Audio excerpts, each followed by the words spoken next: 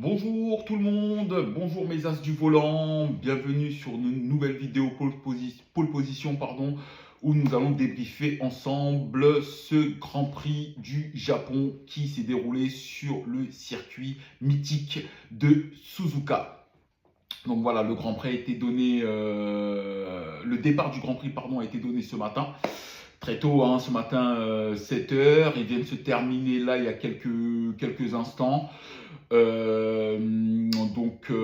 Troisième manche de la saison qui va en compter 24. Voilà, ce Grand Prix du Japon, un Grand Prix que tous les pilotes adorent, un circuit que tous les pilotes adorent aussi, un circuit mythique, le circuit de Suzuka, un circuit ultra rapide, hein, où les monoplaces vont prendre des vitesses vertigineuses. Et donc, sans plus tarder, voilà, je vais débriefer avec vous ce troisième Grand Prix de la saison, voilà, qui s'est déroulé sur le circuit de Suzuka. Donc, voilà, j'ai mes quelques notes là qui sont là. Donc, voilà, je suis en train de, voilà, je vais les partager avec vous. Donc la veille, samedi, c'est Max Verstappen qui a signé la pole position à la surprise générale. Tout le monde attendait les McLaren, Lando Norris ou Oscar Piastri. Finalement, ce fut Max Verstappen pour 12 millièmes de seconde, hein. Il a scotché tout le monde. Personne ne l'attendait. Il était en difficulté tout au long du week-end avec sa monoplace. Le pilote lui-même s'est plaint de sa monoplace dans plusieurs interviews. Voilà, il ne savait pas comment faire fonctionner sa monoplace dans la bonne fenêtre de tir. Et force est de constater qu'au moment de vérité, ce lion, ce loup, cet aigle, ce diable de Max Verstappen a encore frappé et mis tout le monde d'accord. Donc Max Verstappen signe sa première pole position cette saison devant les deux McLaren, celle de Lando Norris et de Oscar Piastri. À la surprise générale, hein, comme je vous l'ai dit, donc on part sur une première ligne. Verstappen, Norris qui est étincelante. Dans la nuit de samedi à dimanche, la pluie s'est invitée sur le circuit de Suzuka. Donc ce matin, c'est une piste légèrement humide que les pilotes ont découvert. Donc la décision a été prise de toutes les écuries, hein, de partir en pneus slick. Les pneus slick, ce sont des pneus lisses. Donc vous savez qu'il y a 3 types de pneus en Formule 1, les pneus slick, les pneus intermédiaires et les pneus maxi pluie. Donc voilà, les pneus maxi pluie n'ont pas été retenus vu que la piste n'était pas détrempée, ni les pneus intermédiaires parce que voilà, il n'y avait pas suffisamment d'eau pour chausser ces pneus-là. Donc ce sont les pneus slick qui ont été choisis par l'ensemble des écuries. Donc l'ensemble des écuries est parti en pneus slick avec des pneus médium, sauf pour 3 pilotes.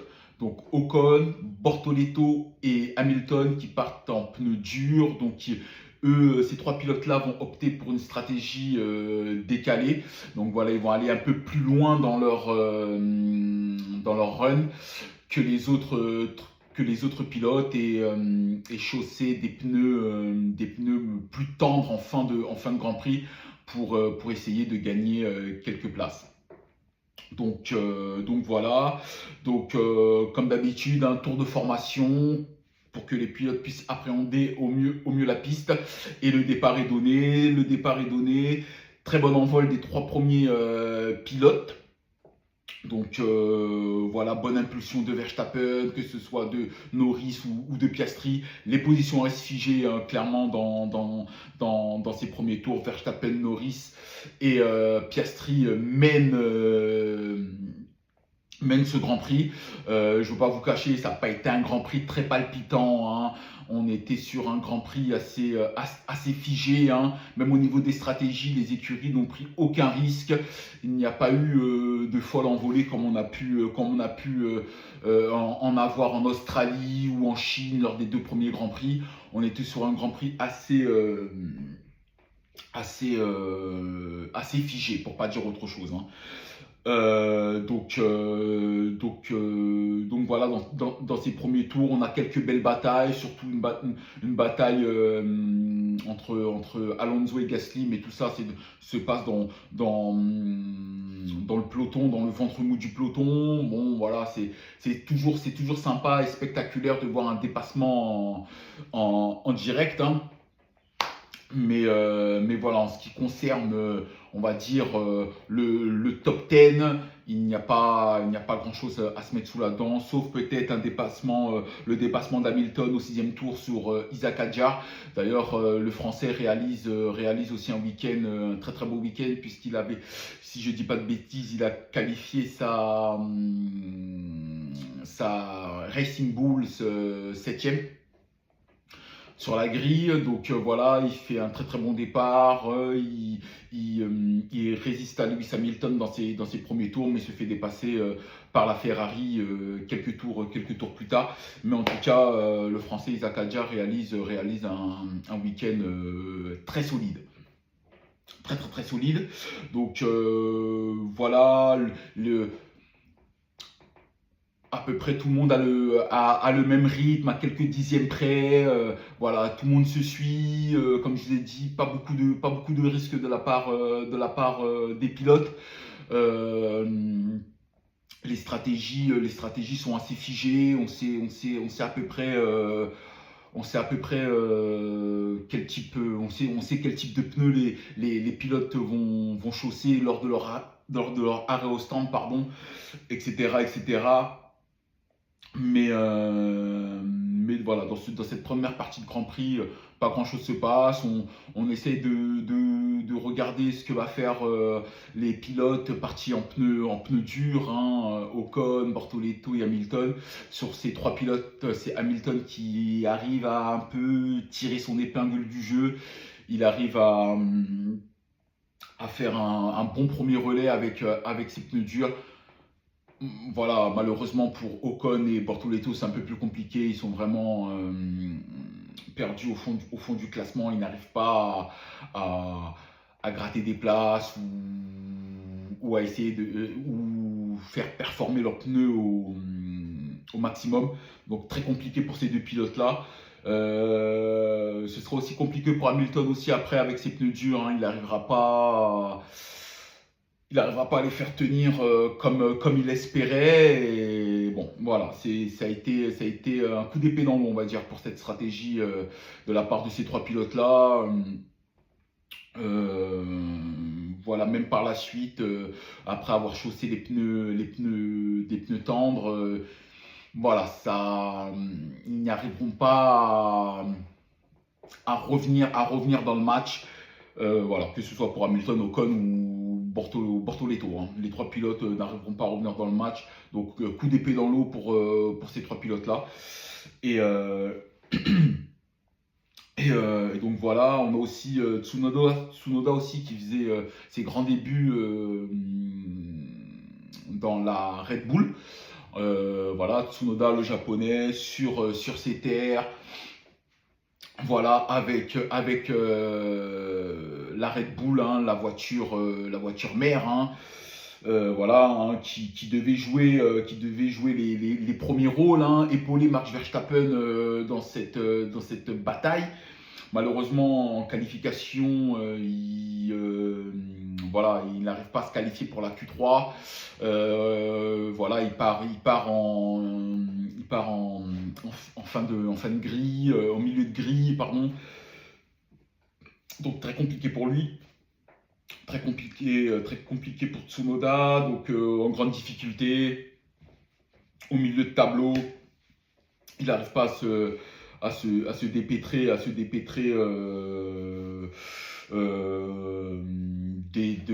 la voiture qui le précède.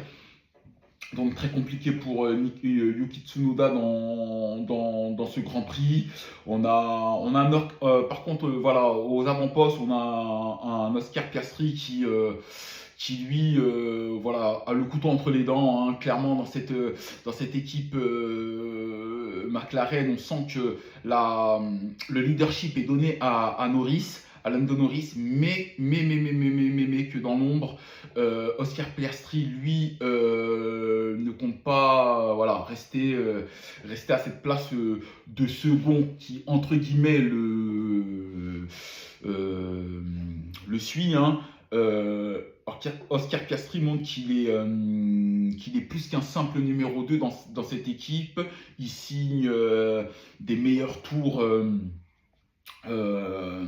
successifs sur ce Grand Prix. Il se rapproche de son coéquipier, il montre qu'il est là, il est hargneux, il est présent, il est insistant, il est dynamique, rapide, véloce.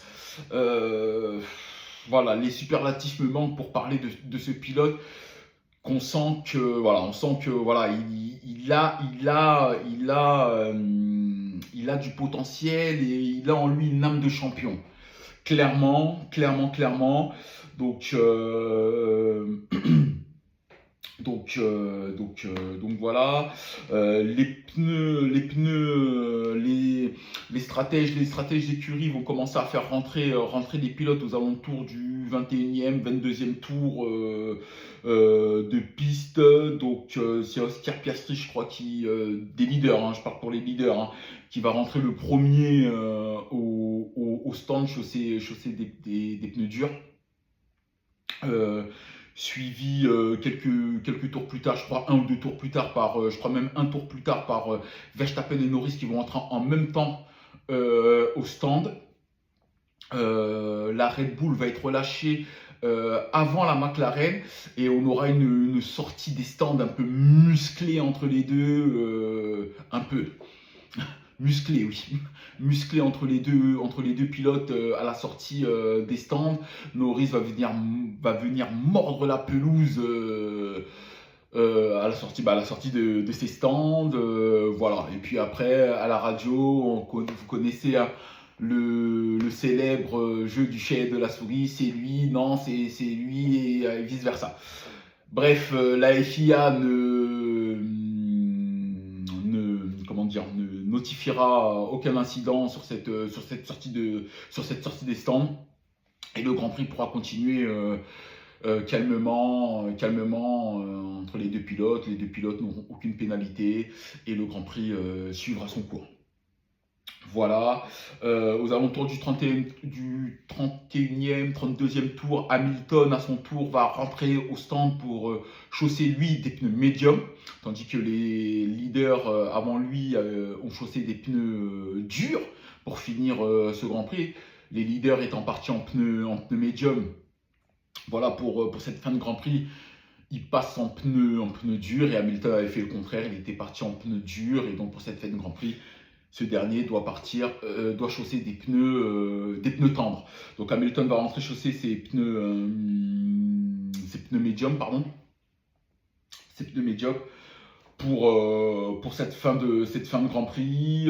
Voilà, ce dernier va quand même essayer de se rapprocher au maximum. Voilà, va essayer de se rapprocher, de faire une remontée pour essayer d'aller matcher les leaders, mais voilà, la stratégie n'a pas marché, ça n'a pas fonctionné pour le pilote. Il perdait du temps dans certains virages, il s'est énervé à la radio. Voilà, ça a été une fin de Grand Prix compliquée pour le Britannique.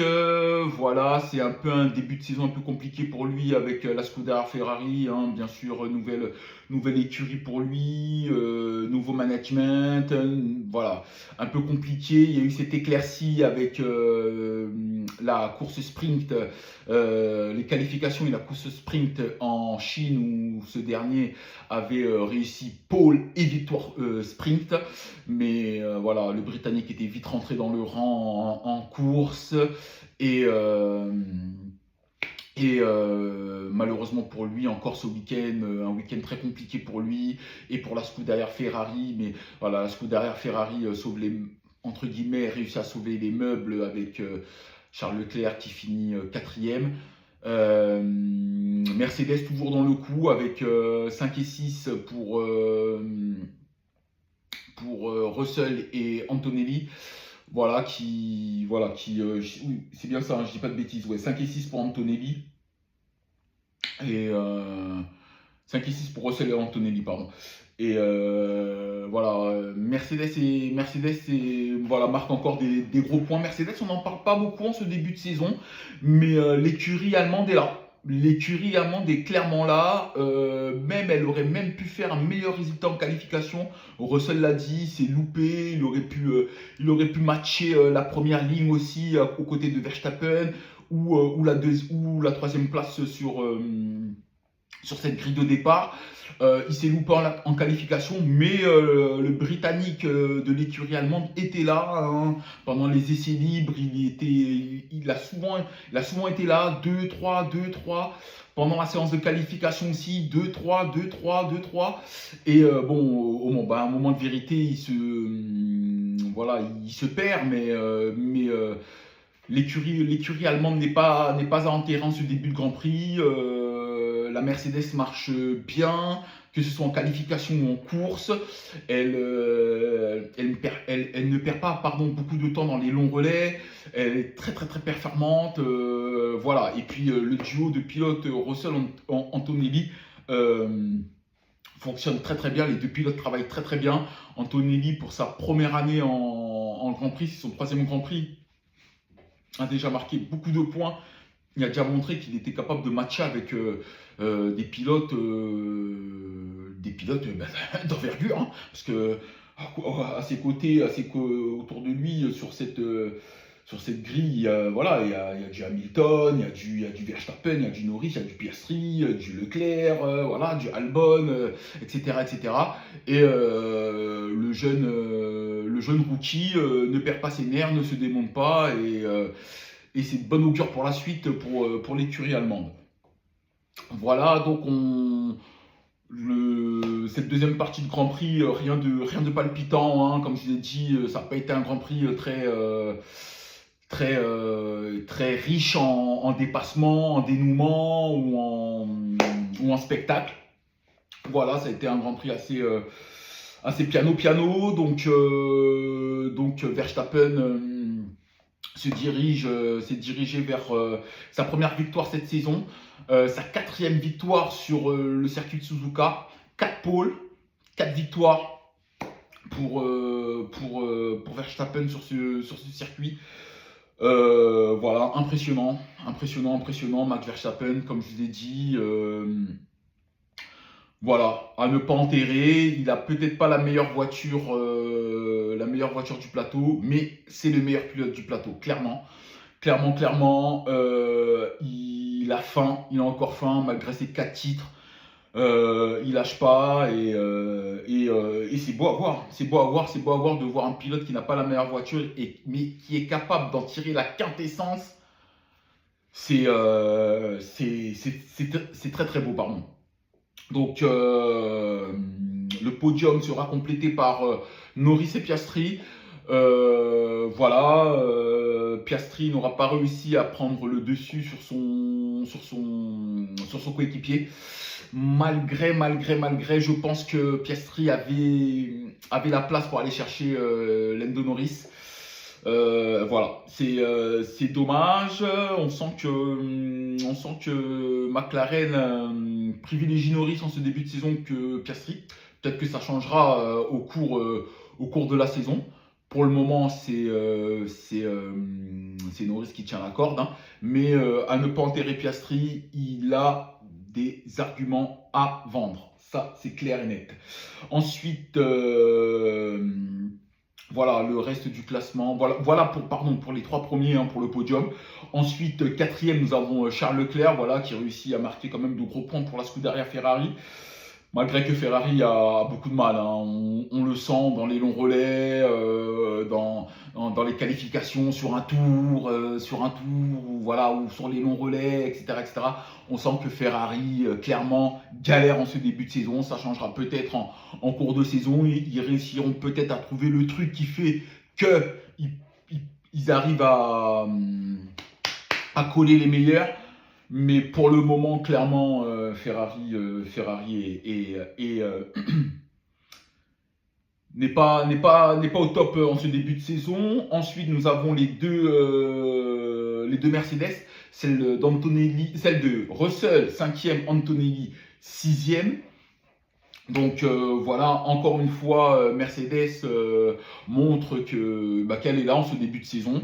Et comme je vous ai dit un peu avant, voilà, Mercedes peut nourrir quelques regrets parce qu'ils avaient largement la place pour faire un P3 ou un P4 ou un P4 ou voire même un P2 hein, sur ce Grand Prix. Donc voilà, Mercedes à ne pas enterrer. Et voilà, super performance de leurs deux pilotes. Ensuite, 7e Hamilton, hein, voilà, qui gratte quelques points, mais clairement le Britannique, le septuple champion du monde, voilà, n'est pas à sa place. Où est à sa place vu le niveau de la Ferrari et vu le niveau imprimé par le septuple champion du monde en ce début de saison. Voilà, bon, on en attendait, on en attendait plus de lui en ce début de saison avec la Scuderia Ferrari, mais voilà, malheureusement, il va falloir s'armer de patience pour le voir briller avec l'écurie italienne. Ensuite, nous avons notre Français Isaac Hadjar, 8e. Bravo Isaac. Voilà, super week-end de Isaac Hadjar, que ce soit en qualification ou en course. Le Français a montré qu'il avait de belles armes. Bon, encore à aiguiser, hein, mais le Français a montré vraiment qu'il avait vraiment tous les outils pour performer au plus haut niveau voilà, en F1. Donc bravo Isaac, bravo pour ces points marqués pour Racing Bulls et pour ton week-end. Super week-end. Voilà, on l'exhorte à continuer comme ça, notre Français Isaac Hadjar. Et ensuite, 9e, Albon. Albon, qui avec sa Williams réussit à en tirer la quintessence de sa Williams. Malgré que le pilote se soit plaint plusieurs fois pendant ce Grand Prix d'un problème. On ne sait pas trop quoi, voilà, mais lui le sait, l'écurie le sait, et voilà, ils se sont passés des petits messages un peu piquants, surtout Albon a passé quelques messages un peu piquants à son team, mais voilà, le Thaïlandais réussit quand même à marquer des points pour cette écurie Williams. Voilà, il réussit vraiment à tirer la quintessence de sa Williams, tandis que son coéquipier, lui, Carlos Sainz, galère un peu au fond du peloton avec cette dernière, avec sa Williams. Voilà, lui, le Thaïlandais ne se préoccupe pas de ça, il pilote de façon magistrale et voilà. Je pense que j'allais dire le Britannique, je pense que le Thaïlandais mérite un top team. Voilà, et pour compléter ce top 10, Oliver Biermann de l'écurie américaine Haas vient marquer le dernier point. Pareil, Biermann, très bon week-end lui aussi. Hein. Il arrive à tirer vraiment le maximum de sa Haas. Contrairement à son coéquipier, notre Français Cocorico National, Esteban Ocon, qui lui galère au fond du peloton avec sa Haas. Il n'arrive pas à trouver les bons réglages, Il n'arrive pas à faire fonctionner sa voiture dans la bonne fenêtre de tir. C'est compliqué pour notre Français de faire marcher sa as. Voilà, lui, de son côté, Oliver Biermann, comme Alexander Albon, ne se préoccupe pas de ça. Lui, il arrive à faire fonctionner sa voiture et encore une fois, il rapporte des points à son équipe. Donc voilà pour ce Grand Prix, du Japon. Voilà, comme je l'ai dit, voilà un Grand Prix pas très spectaculaire, mais plaisant quand même. Hein. Ça fait toujours plaisir de voir un Grand Prix de Formule 1 qu'on est passionné des fins. De vitesse, des dépassements, même si c'est pas des dépassements spectaculaires, même si c'est pas des dépassements pardon, faits en tête de course. Voilà, il y a des dépassements qui sont faits, il y a des prises de risques qui sont prises, et voilà, ça fait plaisir à voir. Et puis quand on voit que voilà, on a parmi nos Français certains qui arrivent à performer, à rapporter des points à leur écurie et à sortir de gros week-ends, ben voilà, ça fait plaisir. En tout cas, voilà pour ce Grand Prix du Japon. J'espère que ce débrief vous aura plu. N'hésitez pas à vous abonner, à commenter, à activer la cloche de notification et à partager ce contenu si ce dernier vous a plu. Et nous, on se retrouve dès la semaine prochaine pour le Grand Prix de Bahreïn. Je serai accompagné du fiston. Comme vous avez pu le voir, ce dernier n'était pas avec moi pour cette vidéo. Mais il sera présent avec moi lors de la prochaine vidéo, le week-end prochain, dimanche prochain, pour le Grand Prix de Bahreïn. Donc voilà, je vous souhaite un bon dimanche.